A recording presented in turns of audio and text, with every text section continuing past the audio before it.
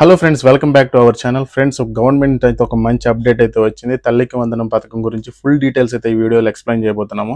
So మంత్రి నారా లోకేష్ గారు అయితే గతంలో ఉన్నటువంటి హామీలను ఇప్పుడైతే నెరవేర్చడానికి అయితే ప్రయత్నిస్తున్నారు. సో అందులో భాగంగా తల్లికి వందనం పథకం కింద 15,000 రూపాయలు ఇస్తామని చెప్పి ప్రతి ఒక్కరికి కూడా 15,000 రూపాయలు ఇస్తామని చెప్పారు కదా. సో దాని గురించి అయితే ఖచ్చితంగా అయితే మేమైతే చేస్తామని అయితే చెప్తున్నారు. దీంట్లో ఒక అప్డేట్ అయితే వచ్చింది మనకి.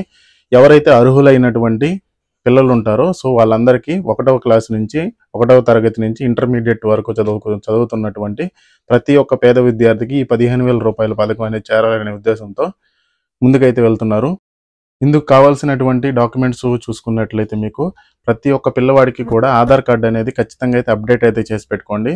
ఆధార్ కార్డు అలాగే తల్లి తండ్రి యొక్క బయోమెట్రిక్ అయితే అప్డేట్ చేసుకోండి. ఎందుకంటే స్కూల్స్లో మీరు బయోమెట్రిక్ వేయాల్సి ఉంటుంది.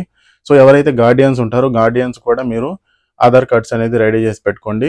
ఇంకొకటి ఏంటి అంటే మీ యొక్క రేషన్ కార్డు ఇవన్నీ పక్కా డాక్యుమెంట్స్ అయితే మీరు రెడీ చేసి పెట్టుకున్నట్లయితే తల్లికి వందనం పథకం వచ్చిన వెంటనే మీరైతే అప్లై అయితే చేసుకోవచ్చు.